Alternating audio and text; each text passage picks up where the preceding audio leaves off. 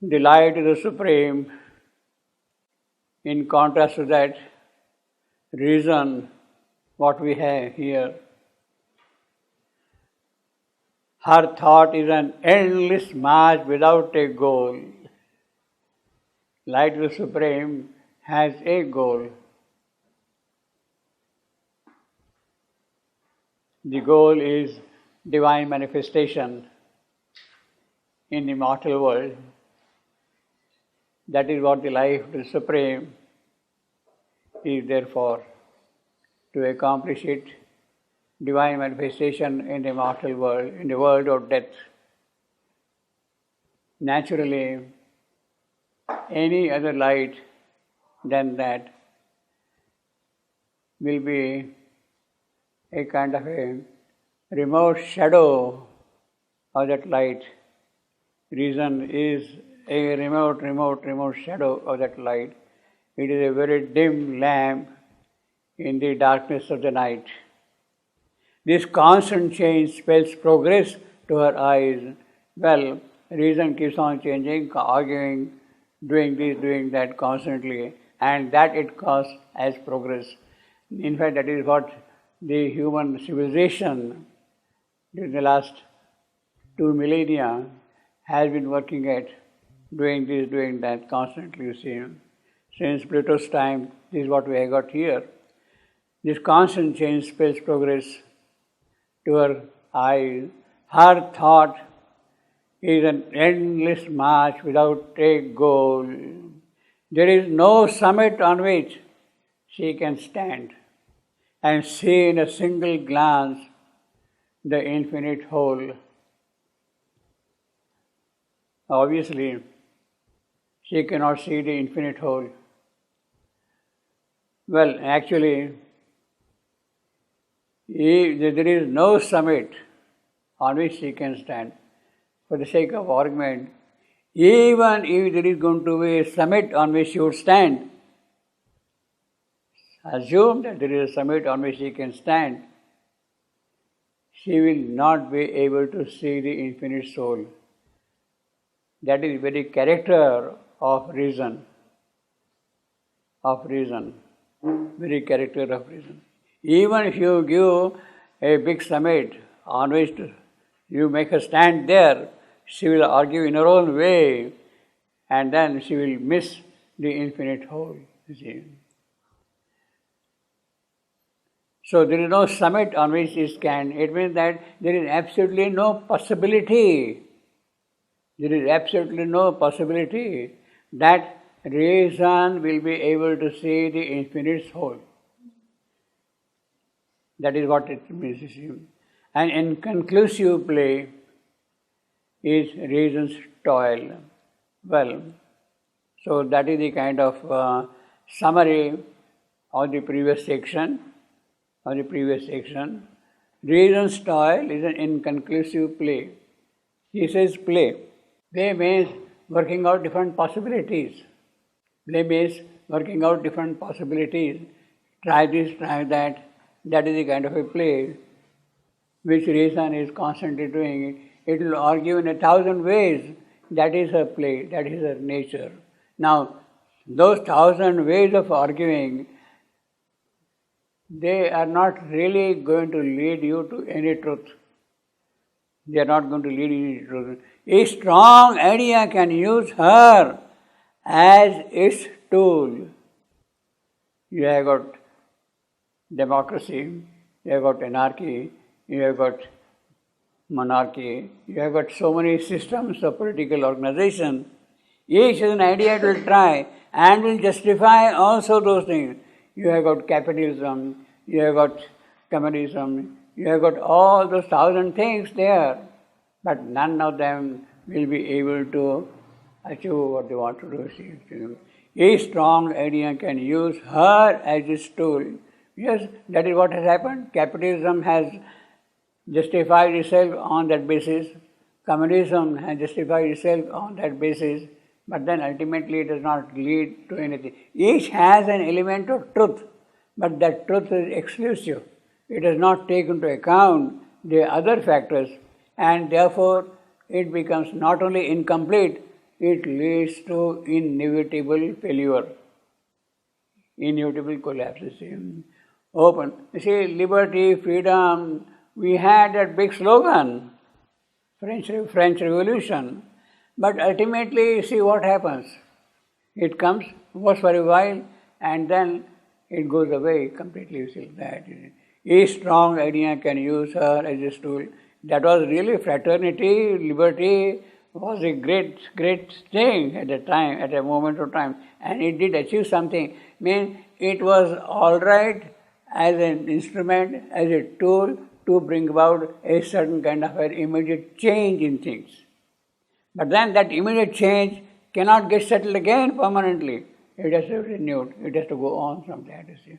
That is how it keeps on happening. Open to every thought, she cannot know. Well, if you listen to 1,000 voices, you do not really know which is the true voice. All the 1,000 voices, each one is carrying a truth in it, but then you do not know whether I should accept this truth or that truth or that truth or that truth. Unable to see that. Reason is totally incapable of judging what should be really accepted. That is what it amounts to. Reason is incapable of it. In fact, she cannot know. We always say, I am in two minds. And if you keep on arguing with this mind or with that mind, it will justify its own way of doing things. That is absolutely endless. It is a perfect, impeccable logic in promoting its own idea completely. It will promote completely its own idea. But then I cannot decide. If I am in two minds, I cannot decide whether I should do this, I should do that. There is something else which comes and decides for me. Basically, normally, it is a life instinct. In our case, it is a life instinct. We say, no, go and do this. Yes, this is what should be done. That is what the life instinct will tell you. Reason cannot act in that way at all. It is a life instinct which comes forward and then pushes you to do one of those two things. You are in two minds like that, you see. So if there are 1,000 ideas like that, which idea are you going to accept? It is only the force of nature, life, energy, which is going to decide what should be promoted at that given moment of time in the course of evolution. In the course of evolution, that is what is going to decide, you see. Open to every thought she cannot know, and the eternal advocate seated as judge. Eternal advocate. She is eternal advocate, arguing for this or for that constantly, holding the brief for one particular thing, you see. And eternal advocate, seated as judge. So she is sitting as a judge. She is an advocate also, sitting as a judge. Armors and logics invulnerable male. Armors and logics invulnerable male. Armors, you put on a metal sheet around you, your body, and male, you see, kind of a loose sheath, you put bands to armor yourself against something. So that's the armor male. Armors and logics invulnerable, which cannot be destroyed, which cannot be challenged at all, you see. 1,000 combatants for truth's veiled throne. Combatant, because they are combatant, each idea is a combatant, each reason is a combatant, therefore each one is armored with a male.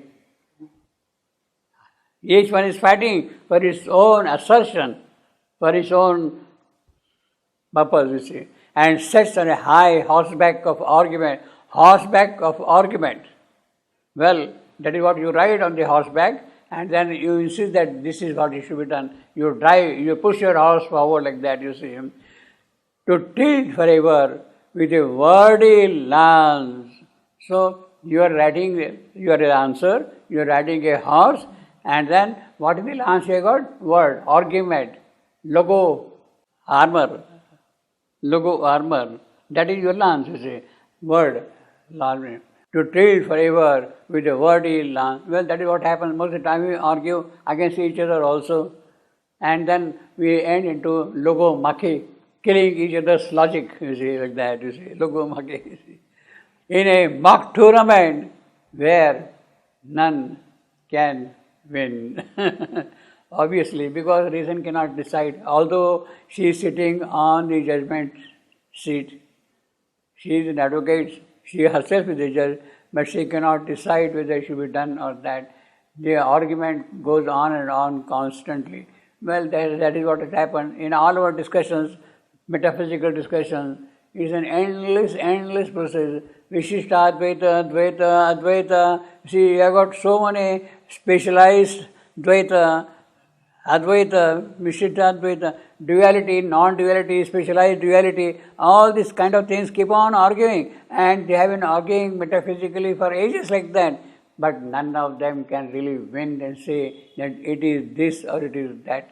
It is a partial realization of a certain truth of the transcendent. Each one, Vaishishta Advaita, specialized duality, non-integral duality, integral duality, you kind of names like that. Each has a certain element of truth because it is derived from the highest truth. That highest truth allows each aspect to be propagated here. So we are always caught in the formulation of those ideas through our mind process, and reason cannot decide whether duality is true or non-duality is true or integral duality is true or integral non-duality is true. We cannot argue and decide at all any of those things, And therefore it's a mock tournament, In fact, people have really quarreled for ages like that. All these acharyas, Shankaracharya, the whole tradition of Indian philosophy, metaphysics like that, not only in India, even in foreign countries, even in Europe also. Reason has been always like that. Same thing happens even in the case of doctrinaire religions. This doctrine or that doctrine. Keep on arguing constantly, nothing means in a mock tournament where none can win. But at the same time, each has an aspect of truth in it. That is more important. Each has definitely an aspect of truth in it, Only that we don't understand the totality of the truth, As saying thoughts, values, with a rigid, her, it could be advocate, it could be reason. Reason herself is the advocate. Reason. As saying thoughts, values, as saying being, whether it is correct or not, applying certain standards to see whether your argument tallies with those standards or not. That is how you are assaying certain things. Assaying thoughts, values with a rigid. Now, actually, thoughts, values, they are most of the time temporal. For a certain time process, they come into play, they act, and then they kind of get exhausted and they have to disappear. They do disappear. And in fact, that is the entire history. If you want to really summarize the history of last 2000 years, this is what it means. It amounts to that thing, Assaying thoughts, values with a rigid balance, she sits on wide and empty air. She sits on air, empty air. What a phrase, empty air.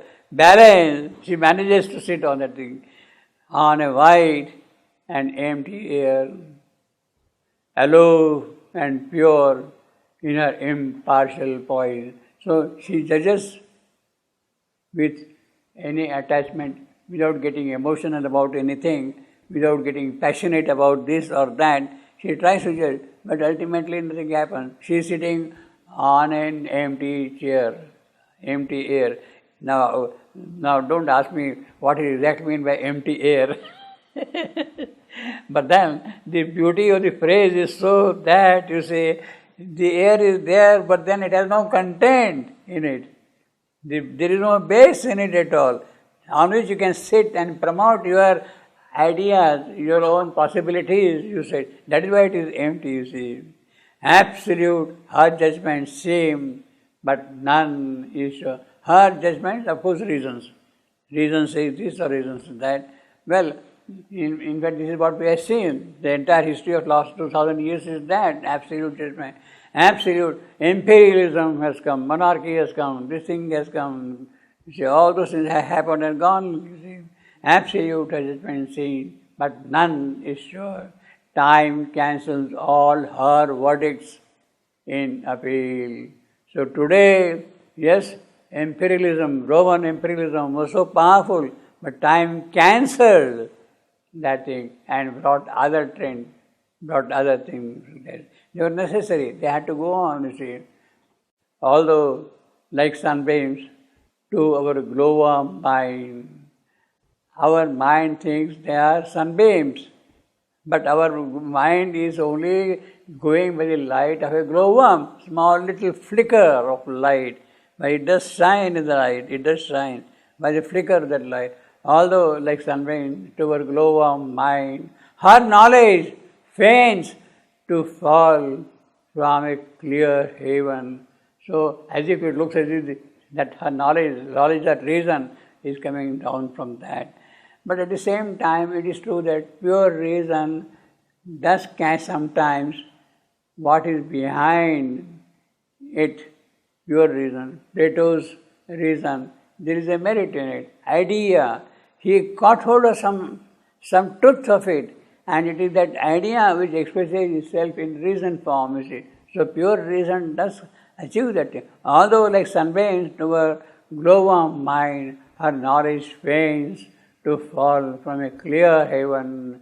Its rays are a lantern's luster in the night.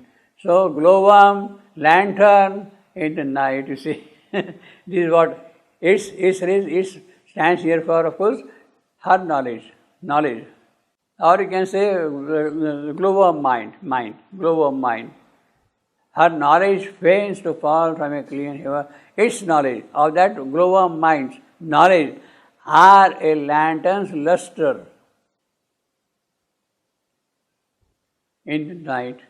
She throws a glittering robe of ignorance. Well, glittering, it does shine in the night on ignorance. Some kind of light is there, some kind of understanding has been reached about certain things. In fact, it is not all that futile. Science, based on reason, pure reason, has achieved something very miraculous, something of the deep truth of matter it has been able to catch hold of.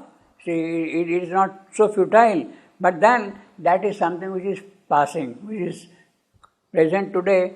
Tomorrow, your own understanding of that material world will be different and will keep on constantly changing altogether, you see. This is what has happened. She throws a glittering robe on ignorance, but now is lost her ancient sovereign claim. Ancient sovereign claim.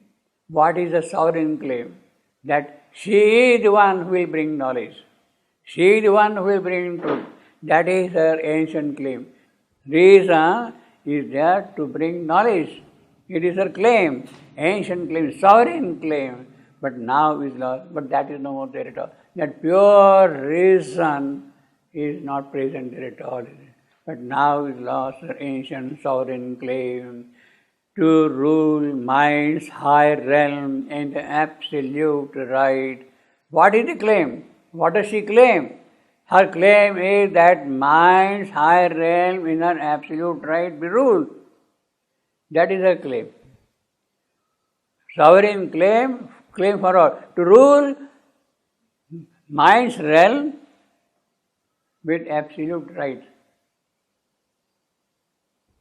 That is her claim. But then the claim is lost completely. That is a sovereign claim. But now lost her ancient.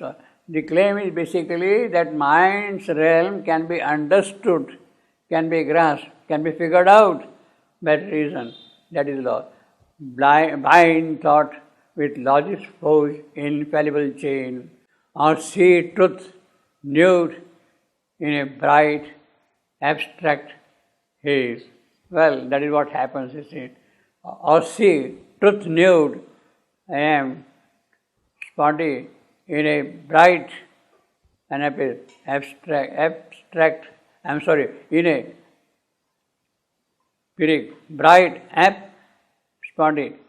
haze I am, a master and slave of stark phenomenon.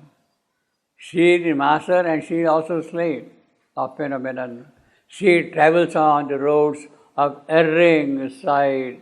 Erring because she herself doesn't know whether it is true or not. But then how does she know that she is erring or not? She does not know really at all, you see. She has no idea that she is really discovering the truth. She thinks that she is discovering the truth. But a greater perception, a greater discernment of things can tell you that she is making a mistake constantly, you see. She travels on the roads of erring side or looks upon a set mechanical world constructed for her by her instrument.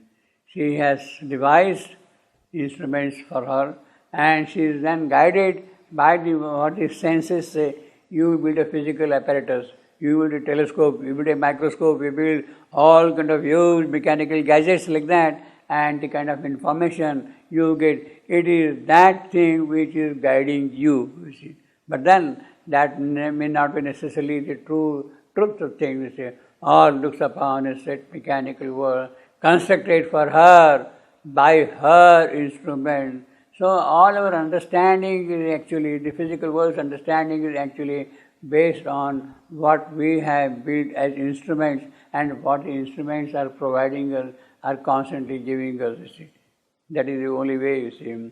A bullock yoked in the cart of proven fact. So she is a bullock yoked in the cart of proven fact. She drags huge knowledge bales through matter's dust. Knowledge bales, loads of knowledge she is dragging, you see, matter's dust, to reach utilities immense bazaar. So ultimately, all that knowledge is for what purpose? It is for marketing. Marketing. For marketing, you see. You sell things in the market and you profit from that. You enjoy it for a while and then go to another market and keep on doing, build up another market, another Walmart Street. She drags huge knowledge bale through matter's dust to reach utilities immense bazaar. Utilities immense bazaar. In fact, that is what all our mechanical... See, this is what we say. Necessity is the mother of inventions. That is what we say. Necessity is the mother of invention. Mother of invention. Necessity what? Necessity to buy something in the bazaar, in the market, you see. And then you bring out different color, different shape, different forms of the same object, and you get attracted and you continue to buy like that, you see. Maybe it is the same food, but prepared in a different way, and then you start enjoying it also. To reach utility is immense. Utility, well, it means that it has a time-bound utility, it has a certain purpose, it does help you also, you see. Well, we have got cars, we have got this thing, they are now in the utilities bazaar actually at the moment, you see. Our whole civilization is based on cars at the moment, you see. And it's a wonderful civilization in a way, you see. It has achieved something, but then it is bound to collapse. It is bound to change. It has to change, you see. The whole civilization in which we are living, but the car has really brought something wonderful also. You see, you have got a golf club 20 miles away. You have got a gymnasium another 20 miles away. You have got a big bazaar another 20 miles away. How do you go there? You see, you have to have transport for that. Cycling 20 miles for golf club? Impossible, you see. Like that, you see. So, now, earlier you had the horse carts and all those kind of things, but they are of no use at all. So, the civilization has definitely brought something, but then it has become so used, so mechanical, that it is becoming burdening. Say, you want transport to reach a destination in the shortest period of time. But then each one wants that kind of a thing, and then you got traffic jams. You land into traffic jam, you get delayed for hours and hours and hours like that. You can't. So, what you have invented car for speed, that itself is now preventing you from speed. You see. That is the problem, that's the dilemma in which we have landed. And therefore, all right, this will go on maybe for another 50 years, maybe 100 years, but then it is bound to change. A new type of civilization will definitely come out, and perhaps the small, tiny experiment of that kind of a new thing is Auroville, where you have got everything. Each community should be self-contained and fulfilling with a population of not more than 100,000 people. By itself should be full and everything should be available. So 100,000 people here, 100,000 people here, 100,000 people here. So like that, if you develop like that communities, then it becomes a different kind of a civilization altogether. And perhaps that is what Auroville is supposed to inaugurate, initiate, bring about in the scheme of social activities, you see. But Auroville is too small as an experiment also, too small. 2,000 people is hardly of any size. You have to have a critical size of at least 50,000 people so that the model can then be multiplied to different places like that. So the whole idea should be that it should really grow to a certain critical size of at least 50,000 people there around, with all the diverse activities and without all those problems of land grabbing and whatnot, you see. All those human aspects are there. But they have to be met also. They are there, they have to be met also. They cannot be wished away.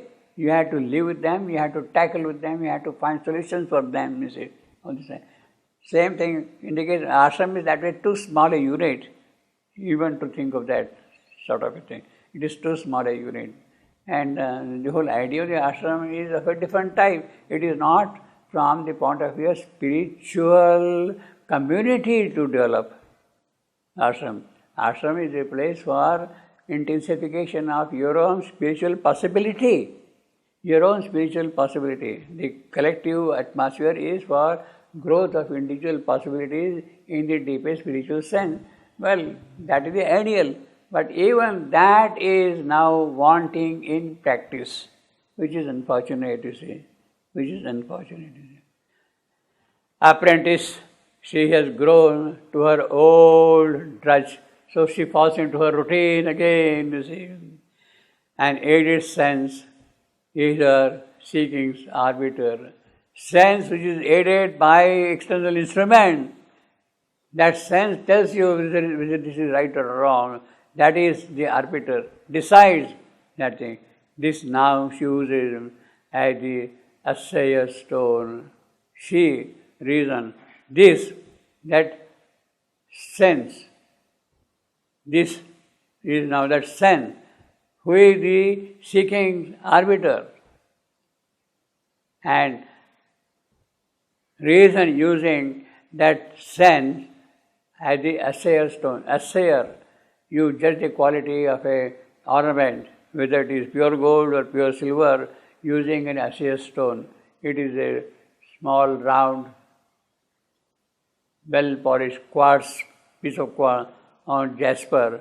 So you take your ring and rub it here, and on the basis of the scratch which comes on this one, you decide, people who are well versed in that art, on the nature of the scratch, you will say whether it is pure gold or whether it is contaminated, whether it is full of brass or gold. They will immediately decide on that basis of the scratch itself, you see. That is the assayer stone. That is the assayer stone, you see. As if she knew not facts or husks of truth. Well, she does not know that what you have got is only the husk. You see. You take a peanut, and then what you do is you throw away the nut and only hold the outer shell, you see, in your hand. Outer shell in your hand, you see. as if she knew not facts or husks of truth, perfectly monosyllabic, as if she knew not facts or husks of truth. As if, almost an I am. She knew I am, not facts I am, or husks I am, or truth I am. You see. Perfect monosyllabic line, you see, to emphasize the futility of this assay stone. You are using an assay stone, and ultimately what do? You throw away the gold coin and cling at the iron rod. The husk she keeps, the kernel throws aside. The kernel throws aside. So, you see, the whole logic looks so simple, but see the poetry. And the poet is exploiting every aspect of human nature in understanding these things. You see.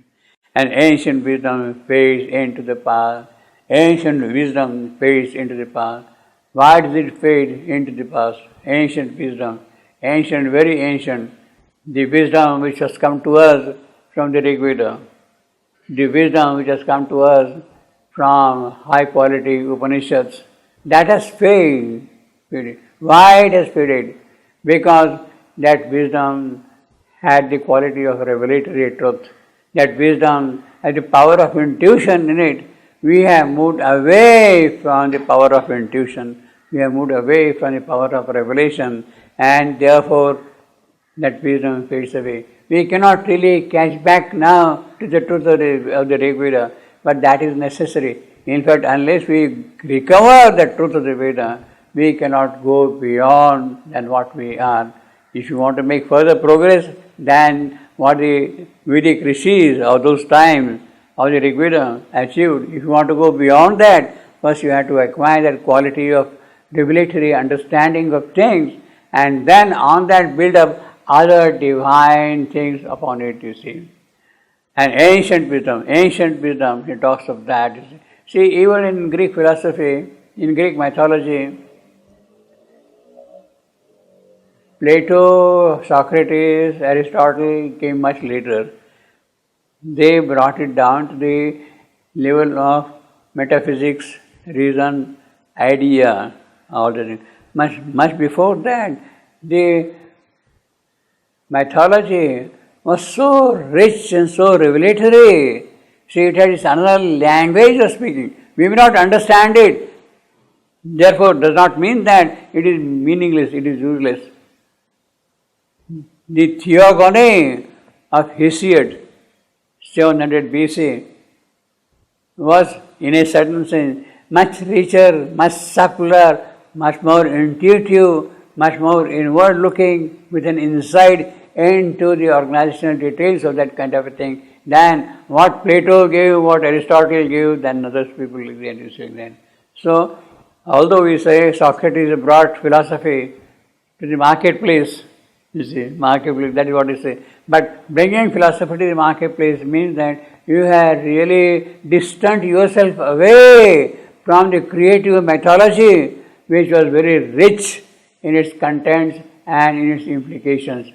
That creative mythology was very beautiful, very powerful, and the way the entire descriptions go, even in the Indian Puranas, the way the Puranic stories go, the story of the 10 avatars of Vishnu, the way the mythology developed is extremely revelatory and meaningful, powerful. Samudramana, the churning of the ocean, where from all the 14 things came up, you see. That is a very beautiful way of seeing. It doesn't go by reason, by logic, but it has another way of expressing the truth of things, you see. So that wisdom is no more there, and ancient wisdom fades into the past with the reason. That is what happens. The age's faith becomes an idle tale. Well, what people believed as mythologies, for instance, you see, for instance, it is impossible for us to understand, to the logical mind, to the rational mind, the present day mind, modern mind, the story of Ramayana. Story of Ramayana is absolutely impossible for the modern mind to understand. How can man be friend with animals with birds, and then fight the war, this thing, that thing. It's a totally different kind of it. Actually, if one goes deeper into the story, Ramayana is built up at three different levels. It is on the physical plane, it is on the occult plane where all the occult forces are working there. See, for instance, Ravana comes there to abduct Sita, he takes a certain form, he picks her up, and then he starts jumping up into the air and goes to his place. How that can happen? How that can happen? He starts now flying in the air with her abducted. Now, it is written at two different planes constantly. Now, this modern mind cannot understand it all. And therefore, you either poo-poo it, or you dismiss it, or you just enjoy this. The age's faith becomes an idle tale. God passes out of the awakened thought. Obviously, there is no question of thought. Then, an old discarded dream, needed no more. What is the discarded dream? That awakened thought, that wisdom, that awakened thought, that wisdom, that is becoming an old discarded dream, needed no more. Only she seeks mechanic nature's keys. That is what reason does is all the way. Interpreting stone laws inevitable. She digs into matters hard, concealing soil to unearth the processes of all things done. Well, this is coming to science basically now. Interpreting stone laws inevitable. She digs into matters hard, concealing soil. But she has definitely achieved something also in the whole process. She has definitely gained something in the whole process. Interpreting stone laws inevitable, she digs into matters hard, concealing soil, to unearth the processes of all things done. Well, she of course reasoned. Now, what does reason finally achieve? What does reason finally gain? Where does she succeed finally? She is trying to understand matter. She has dug into the depths of matter, all right. But ultimately, what of matter has she understood? She has only understood a certain process. She has only understood a certain process. You do this, you take this chemical, you do that chemical, mix them together, you will get that kind of a thing. What you have understood is only the process. But the thing which goes behind the process of that, she has absolutely no idea, no knowledge of it all. She digs into matters hard, concealing soil, to unearth the processes. He uses the word processes, not the truth of matter, but the process of matter. You take oxygen and hydrogen, combine them together, you get water. You break water, you get oxygen and hydrogen. You know the process. But what has happened, it has become only kind of a miracle for you, that you take these two elements and you get something else. It has become a miracle. To unearth the processes of all things done, a loaded, huge, self-worked machine appears. Therefore, it is a machine, self-loaded machine by itself is standing, appears. To her eyes, eager and admiring snare, and intricate and meaningless engineering. Ultimately, she is eager, she is understanding, admiring also. But finally, what is it? It is meaningless engineering. It doesn't really show the truth of things at all. Of ordered, faithful, and unfailing chance. Ordered, faithful, and unfailing chance. Ordered chance, faithful chance, unfailing chance. That is what it has happened, you see. Ingenious and meticulous and minute. Its brute, unconscious, accurate device, unrules and unnerving march, maps a sure road, it plans without thinking, acts without a will, a million purposes serves with purpose none, and builds a rational world without a mind. Now, it stands for engineering. In her eyes, eager and admiring stare, and intricate and meaningless engineering. Its brute, unconscious, accurate device, or that engineering, accurate device, unrolls an erring march, maps a sure road. It plans without thinking, acts without a will. That is the character of engineering, will. A million purposes serve, with purpose none, and builds a rational world without a mind. So you don't need mind at all to build a rational world. It is already built into the things, you can't help it to see. It has no mover, no maker, no idea. Its vast self-action toils without a cause of that engineering. A lifeless energy, irresistibly driven, death's head on the body of necessity, engenders life and fathers consciousness, then wonders why all was and whence it came. This is too deep. This is too deep, you see. It's too deep. It has no mover. Ancient wisdom fades into the past. Ages faith become an idle tale. That is the description of the modern mind, as I said, you see. An intricate and meaningless engineering of ordered, faithful, and unfailing charms. Matters were seen by reason. That is the description of how matter's world is seen by reason, you see. Death's head on the body of necessity. This is a terrific line. Death's head on the body of necessity. Too awful, too deep. So you imagine that there is a necessity, the body of necessity there, and on that body of necessity, whose head is there? Who is thinking? Death. Death is thinking on that necessity. That's the image. Death's head on the body of necessity, governed by the laws of death. Death's head means it is body necessity is governed by the laws of death.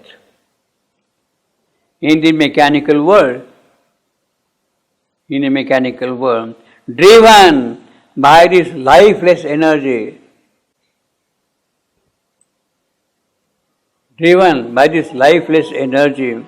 in the material nature.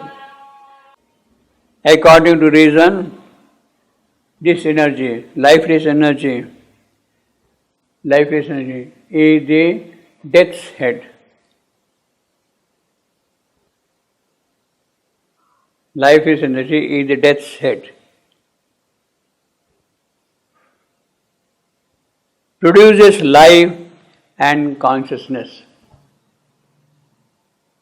It is that which produces, fathers, engenders life and consciousness. This lifeless energy, which is the head of death, it is that which produces, engenders life and consciousness. Now, it's quite complicated. You see. What it means that it is a machinery. This is what he is describing as a machinery. Therefore, it is a lifeless energy. Lifeless energy driven by whom? By the death's head. By the thought, by the content, by the way of doing things, by death. It is that which is doing. Death's head on the body of necessity. You are, necessity the inventor. And that invention is done by whom? By death's head. And what does it produce finally? It produces life and consciousness. So this life and consciousness which is produced by the death's head, which is lifeless energy, is bound to be futile again. Then wonders why all was and whence it came. So it starts questioning how it has happened. Ultimately what you are saying is, it is after all death's head which has produced this life and this consciousness. Means whatever you are seeing is, you are seeing everything by the process of death only. In the way the death is working out certain things, that's the whole idea. It's very complex. It has no mover, no maker, no idea. That machinery is vast self-action toys without a cause. Because in machinery it has been set into motion and it keeps running. A lifeless energy, irresistibly driven, death's head on the body of necessity. So lifeless energy is the death's head. And it engenders, that life energy engenders life and consciousness. Then wonders why all was and whence it came. It's a very complex sentence. I can't really understand with all that explanation. Still, in other words, death is the creator. Death is the creator of all these mechanical things. You are under the sway of death. And in other words, what is life? What is death? It is a lifeless energy. Mechanical things which are working here, that is death. Mechanical things, that is the mechanical things. Because there is no energy, life energy. They are working here. And they are engendering, so in fact our way of understanding, our way of recognizing things, our consciousness, our awareness is a part of that lifeless energy. See? Of that lifeless energy, see? Mechanical energy. See? Then wonder, and then you start wondering how does it happen. Actually, this sentence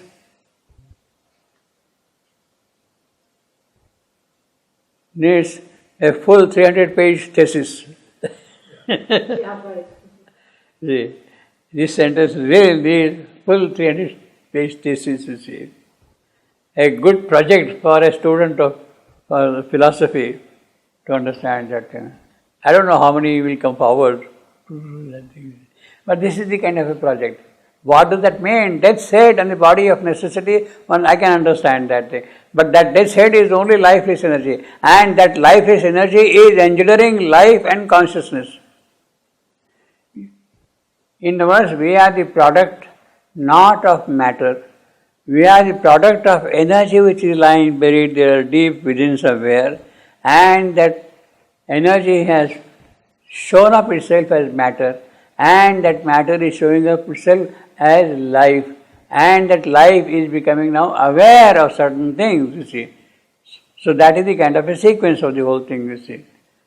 Out of nihil, out of nothing, out of that energy. Ultimately the base is the energy, you see. In fact, you break atom, break. Finally what happens? It disappears into energy. So basically what is there at the bottom of things is the lifeless energy. Matter disappears into energy, and that energy is without life. Matter disappears and that becomes now lifeless energy. But it is from that lifeless energy has come matter, from that has entered into it life, and from that will consciousness will come, awareness will come, you see, the process of evolution.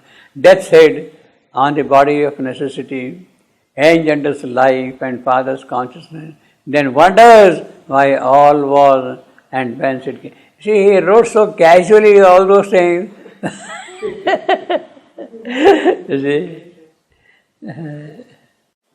In fact, this is what we are going to see it now. Our thoughts are parts of the immense machine. You see, that lifeless energy, that machinery which has brought up all this thing, we are the product of that machinery only, you see, thought. Machine. Our pondering is but a freak of matter's law. So actually we are governed by law of matter, completely. Our consciousness, our awareness is the product of that lifeless energy. We are the product of that energy. Our pondering is but a freak of matter's law.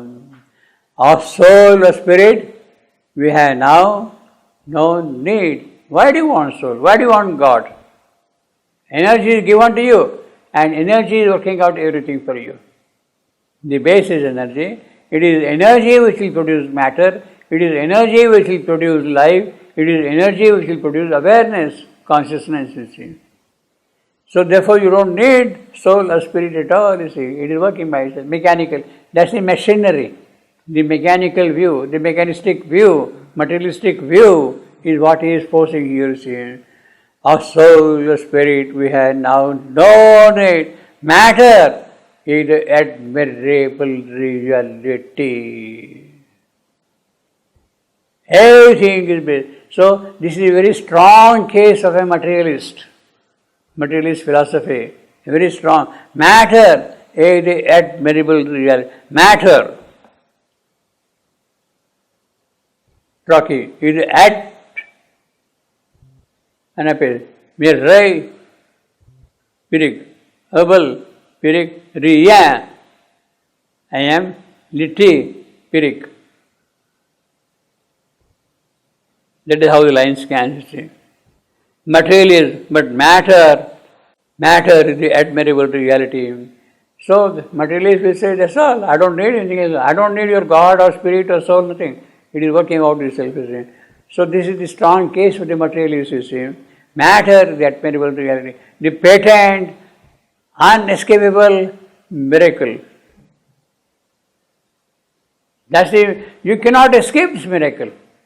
That matter is producing all these things, you cannot escape this. The heart, truth of thing, simple, eternal, soul, matter is the ultimate reality. That is the hard thing, that is the truth, that is as simple as that, eternal soul. Now he says, matter is the admirable reality. In fact, here you have got complete description of materialist stand. Complete description. And reason is based on that kind of a thing. And ultimately where is it coming from? From lifeless energy, which is the head of death, sitting on necessity. Sitting on necessity and doing all those things, you see. The patent, unescapable miracle. Now, this is a very the different kind of unescapable. He says unescapable.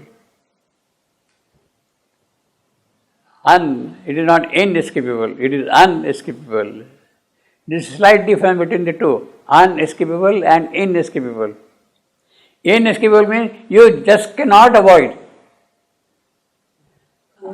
You just cannot avoid. Inescapable, you see.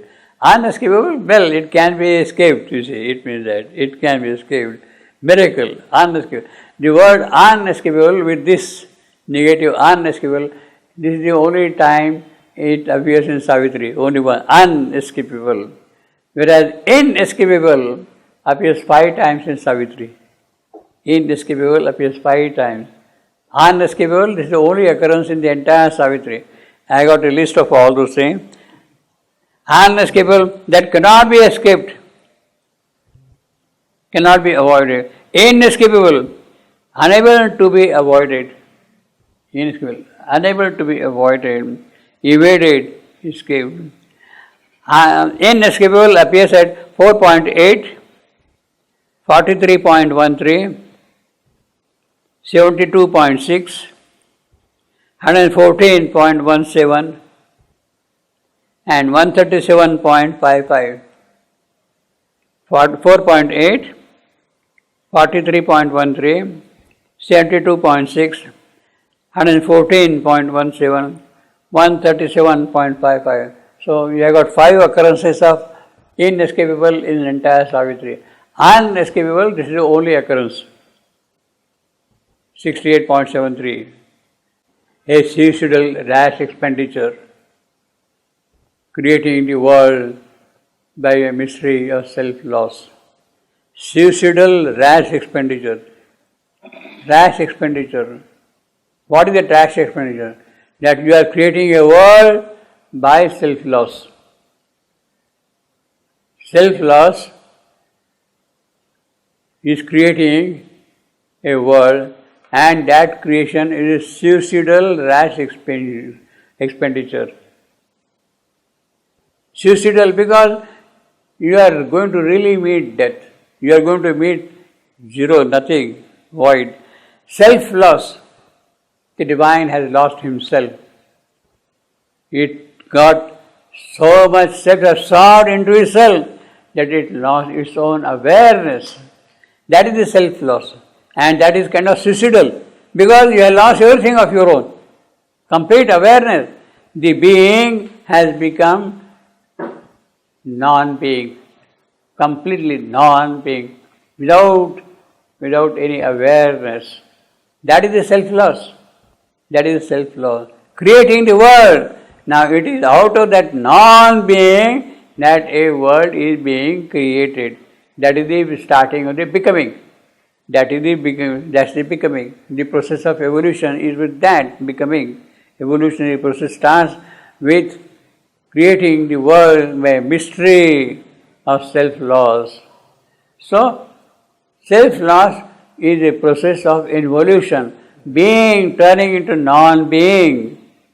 That is involution. From non-being, the whole process starts, and that we call it becoming.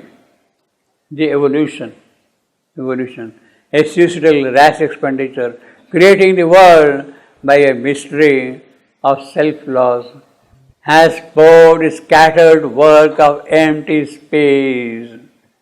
Well, that is what happened now. Late shall the self-disintegrating force, the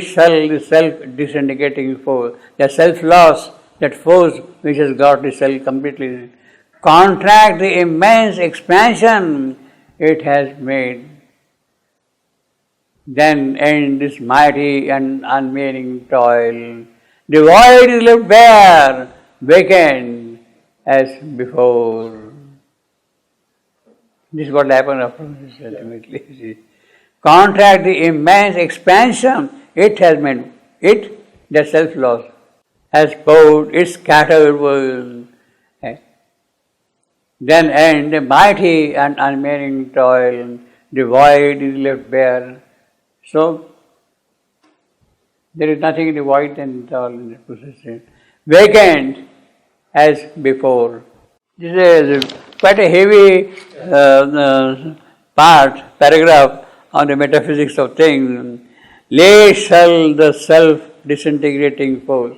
Late shall, late shall the self-disintegrating force. Late shall, Trocky, the self, I am. This end, I am. Greeting, Pirik, force, I am. Contract the immense expansion it has made. Death's head, leading to this self-disintegration. How has that self-disintegration happened? Because it is on the head of death, life energy, let's say. Death's head, leading to this self-disintegration. Death's head on the body of necessity. That is what we are saying here.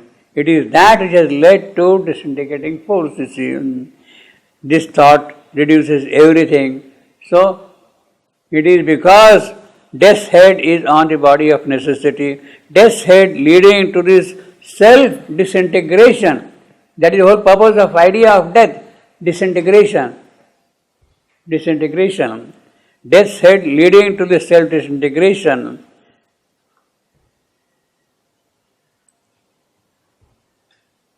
They shall the self-disintegrating force contract the immense expansion it has made. And ultimately what will happen? Death's head on the body of necessity, the thought reduces everything to naught, because it is disintegration.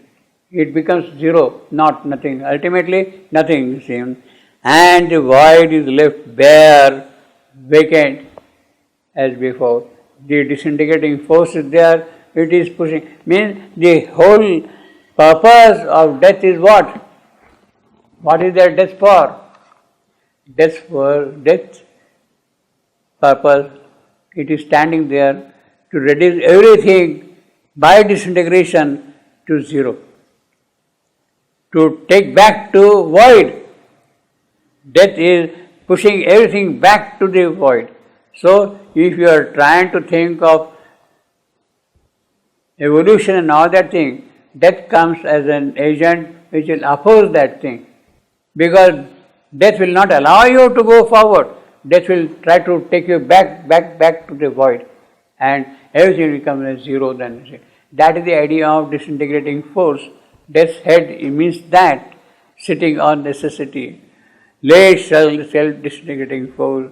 Contract the immense expansion it has made. So all that evolution which has taken place, all that becoming which has happened and all that thing, death is there to take you back to zero, to the void. The void is left bare.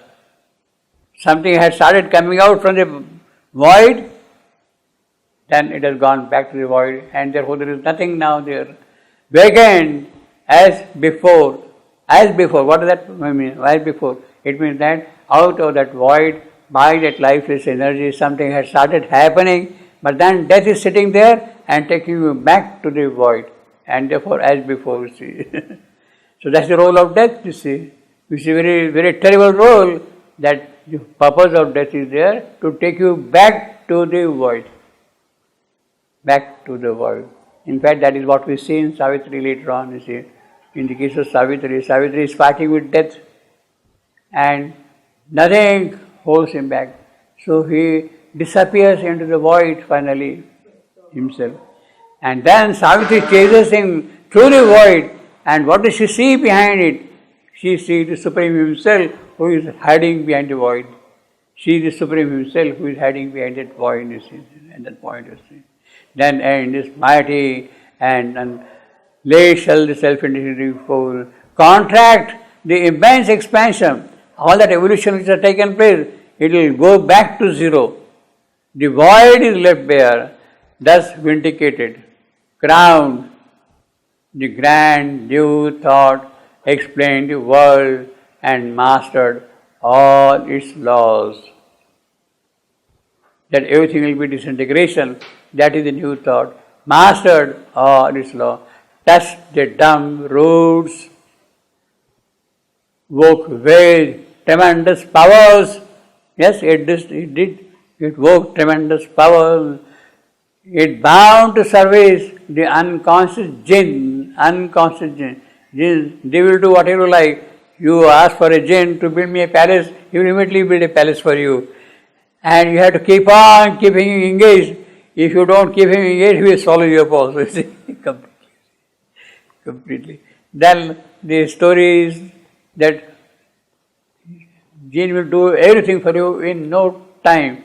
You want this, you want that, it will do absolutely no time at all, you see. And then ultimately he says that if you stop giving me any work, I am going to eat you. So this man is now afraid of that thing. And he says, okay, go and make the tail of the dog straight.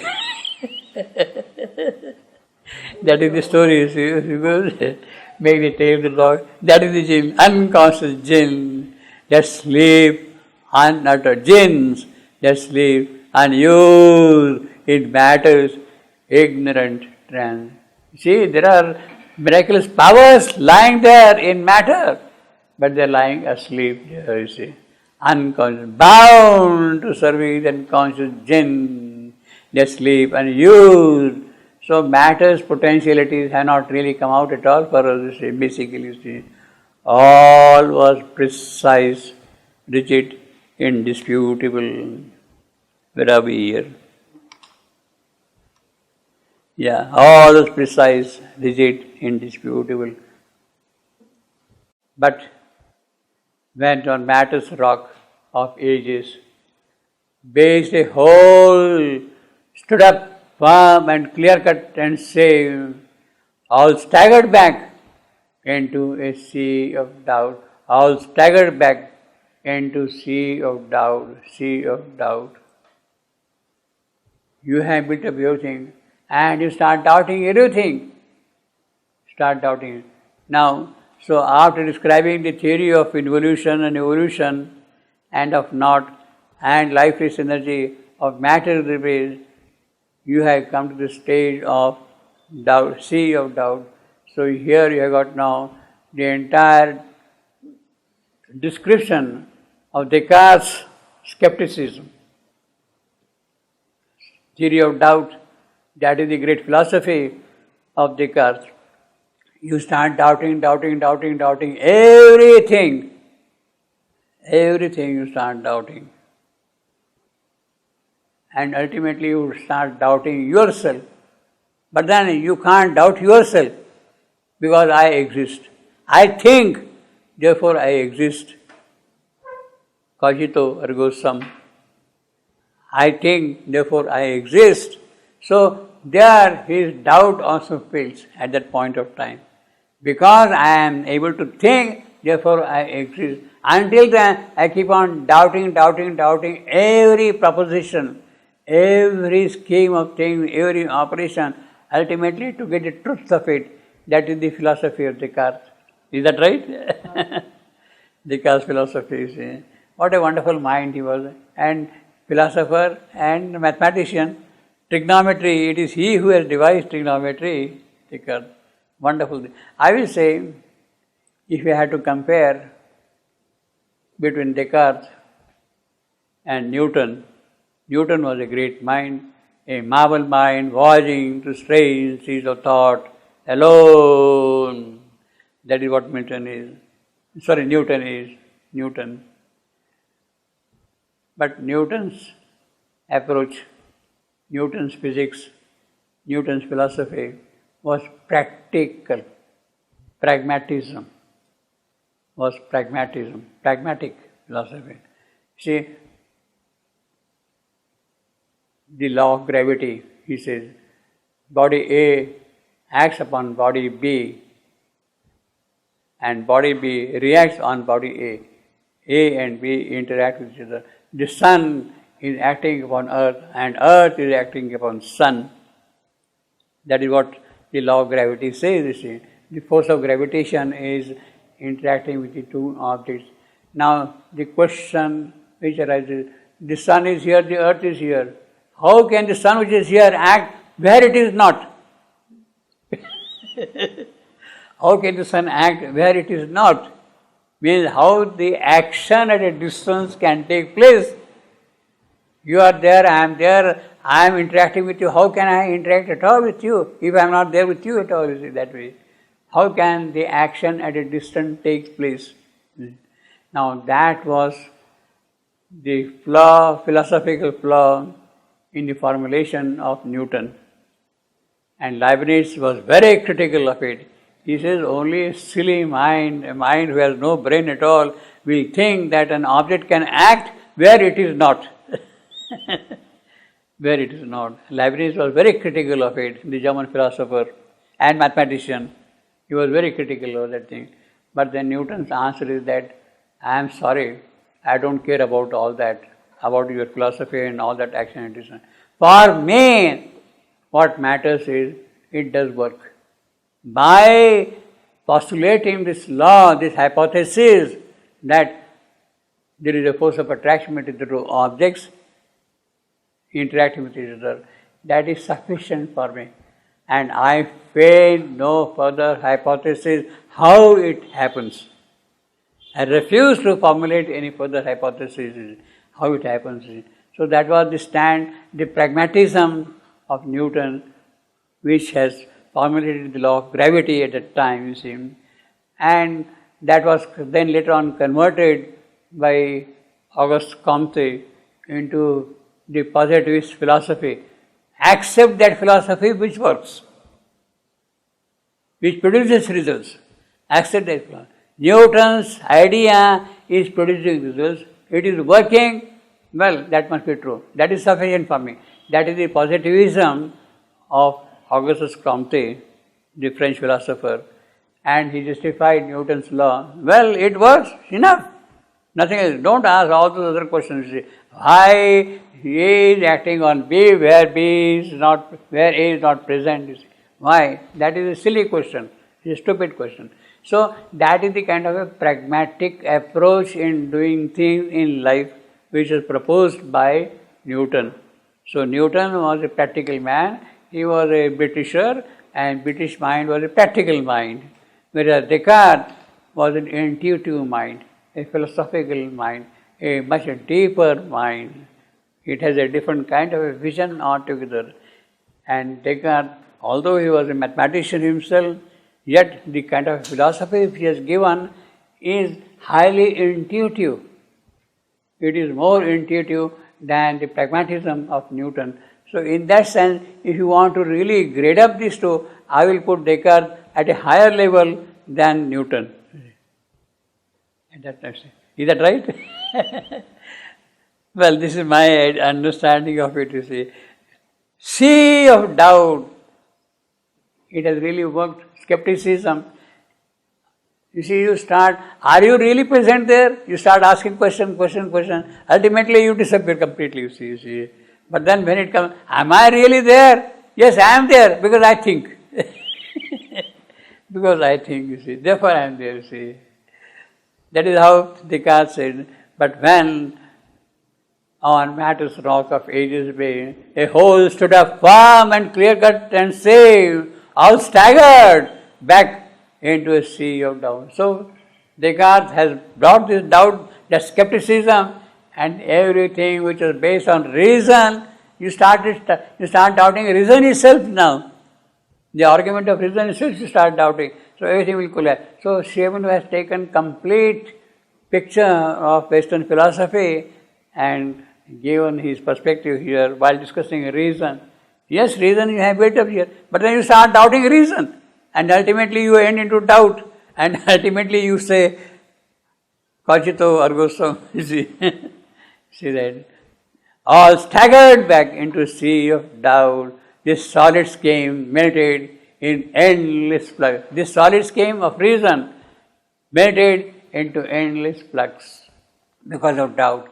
She had met the formless power, inventor of form. She, reason, has met the formless power who invents forms.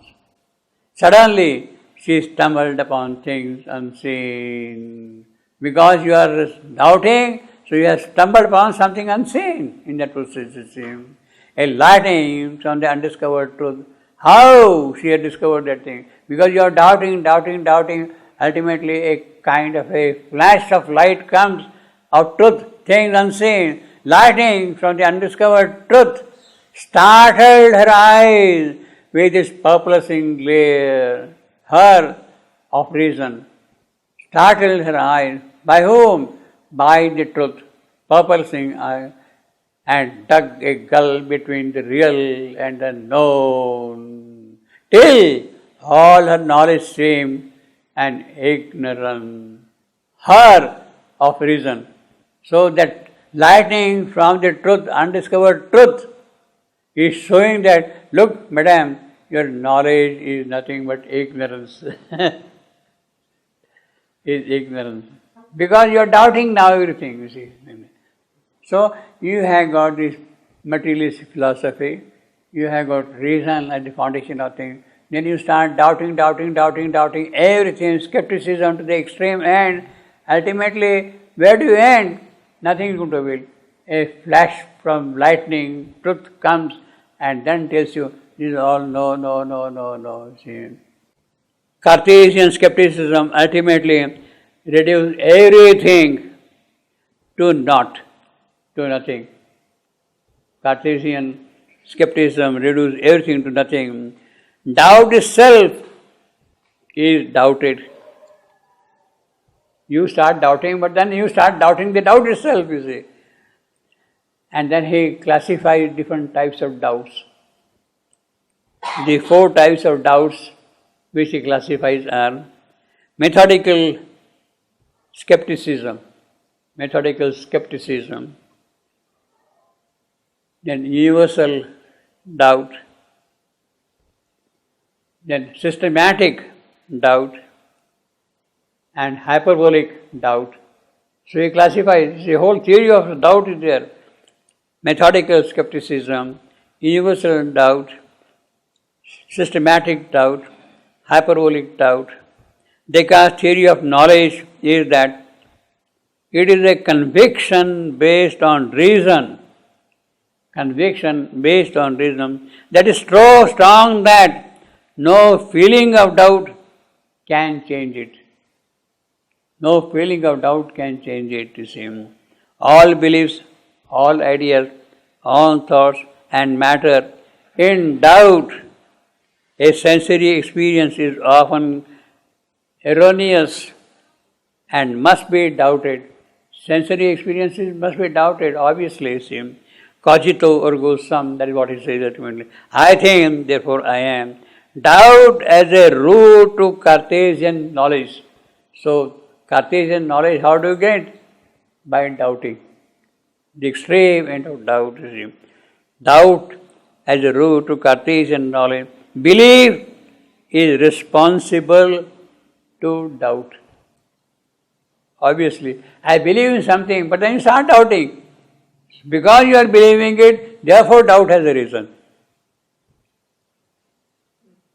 Because rational school of philosophy, that is what Descartes gave, rational school of philosophy is him. And then this doubt, what is the doubt? The doubt, he says, is malicious demon. Malicious demon, he calls it malicious demon. Hypothesis. Our experience governed by an evil demon. Our experience is governed by evil demon. That is the malicious demon, you see. Even doubting showed that he existed. Because he is doubting, therefore he exists. Doubted. Since he cannot doubt if he did not exist. That's the whole theory. Grand and new thought, this is what it says, no, grand and new thought we had here. Thus the dumb roots spoke with transmission power. Science tapping matter's potentiality, the unconscious genes are put into service. Invisible spirits doubt. Finally, everything fails in a sea of doubt. Reason, now I have kind of summarized this thing.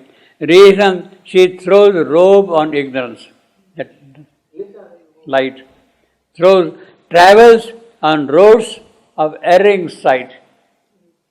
Reason travels on roads of erring. Drags knowledge bales. That is what we have seen. Knowledge bale. Digs into matter's hard soil. Makes formless power. Inventor of form. Power, who is the inventor of form? Formless power. But that formless power itself is the inventor of forms, ultimately. How does that happen? Through the agency of mind. The formless power is there. How can form appear? Through the agency of mind. Inventor of forms. Sees only this atomic vast. Self-disintegrating force, infinite analysis, break into bits and smaller bits, and what is left is a bare void. Now I will read a quotation from the Life Divine about this thing.